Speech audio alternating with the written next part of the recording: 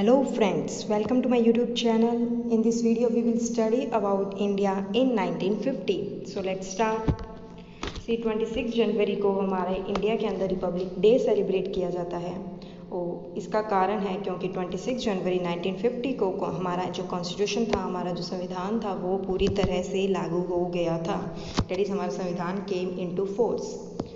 और हमारे को संविधान के अंदर जो प्रेसिडेंट का प्रोविजंस दिया हुआ है आर्टिकल 52 के अंदर, इसीलिए हमारे जो इंडिया के प्रेसिडेंट बनाए गए थे उस समय वो थे डॉक्टर राजेंद्र प्रसाद। डॉक्टर राजेंद्र प्रसाद हमारे इंडिया के फर्स्ट प्रेसिडेंट हैं। इसके अलावा जो प्रेसिडेंट की बारे में थोड़ी सी इंफॉर्मेशन यहाँ पे दी गई है। मिनिमम एज प्रेसिडेंट के बनने के लिए मिनिमम एज 35 इयर्स होनी चाहिए। प्रेसिडेंट का कार्यकाल 5 साल का होता है। अगर प्रेसिडेंट को रेजिग्नेशन देना होता है तो वो वाइस प्रेसिडेंट को देते हैं और जो प्रेसिडेंट है उन्हें oath chief justice of supreme court दिलाते हैं। इसके अलावा हमारे कॉन्स्टिट्यूशन के अंदर प्रेसिडेंट से रिलेटेड कुछ इंपॉर्टेंट आर्टिकल्स हैं जो भी पढ़ लेते हैं। जैसे कि आर्टिकल 52 के अंदर लिखा हुआ है कि हमारे देश का एक प्रेसिडेंट होगा। आर्टिकल 54 के अंदर लिखा हुआ है कि election of president means president के इलेक्शन का प्रोसीजर क्या है। इम्पीचमेंट 61 के अंदर लिखा हुआ है कि प्रेसिडेंट को रिमूव करने का प्रोसीजर क्या है। और 72 के अंदर लिखा हुआ है कि जो हमारे प्रेसिडेंट हैं उनके पास जो माफ़ी देने की पावर्स है उसके बारे में।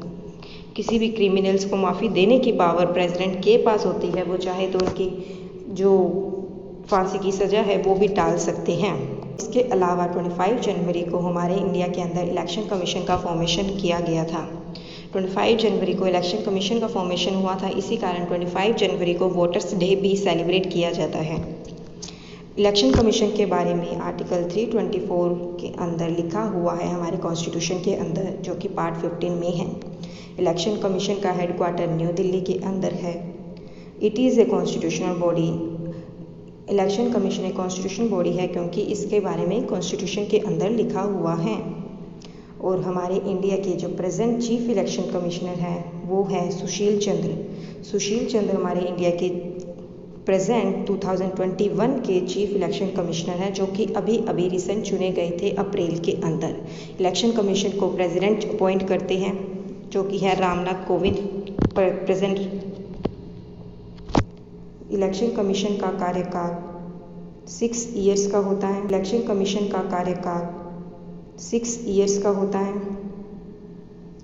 और up to the age of 65 years of age means या तो आपका टेन्योर 6 साल में ख़त्म हो जाएगा या फिर आप 65 इयर्स के हो कंप्लीट कर लेंगे तो आपका टेन्योर ख़त्म हो जाएगा।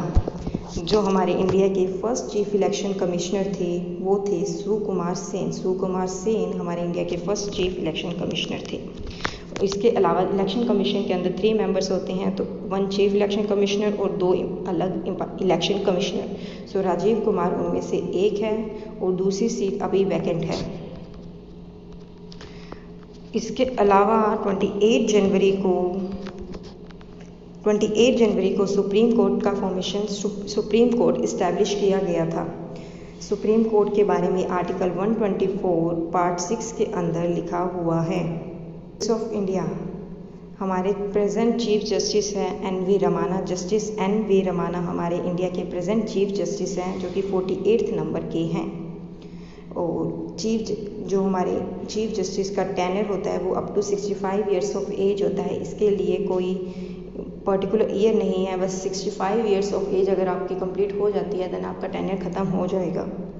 और हमारे इंडिया के जो फर्स्ट CJI थे जो कि चीफ जस्टिस ऑफ इंडिया थे वो थे हीरालाल जे कानिया। उसके अलावा सुप्रीम कोर्ट के अंदर कितने जजेस होते हैं उसके बारे में आप कमेंट कर सकते हैं। सो ये था 1950 के अंदर इम्पोर्टेंट इवेंट्स जो हुए थे। इसके अलावा जो कि हुए थे लियाकत नेहरू पैक्ट। लियाकत अली जो कि प्राइम मिनिस्टर थे पाकिस्तान के उस समय के, और नेहरू जी जो हमारे इंडिया के प्राइम मिनिस्टर थे, उनके बीच में एक पैक्ट साइन हुआ था, उसे कहते हैं लियाकत नेहरू पैक्ट। उसके अलावा इंडिया और नेपाल के बीच में फ्रेंडशिप की ट्रीटी साइन हुई थी। और जो प्लानिंग कमीशन था जो कि अभी रिमूव कर दिया गया है, जिसकी जगह नीति आयोग आ गया है, उसका फॉर्मेशन भी 1950 के अंदर हुआ था। सो ये था 1950 के अंदर इम्पोर्टेंट। इसके अलावा 2 इम्पोर्टेंट पर्सन का जन्म हुआ था 1950 के अंदर, जो थे एक तो हमारे इंडिया के present prime minister Narendra Modi का जन्म 1950 के अंदर हुआ था। वो हमारे इंडिया के 14th नंबर के प्राइम मिनिस्टर हैं, जो कि अभी कंटिन्यू है, प्रेजेंट के अंदर हैं। बीजेपी सरकार से हैं वो।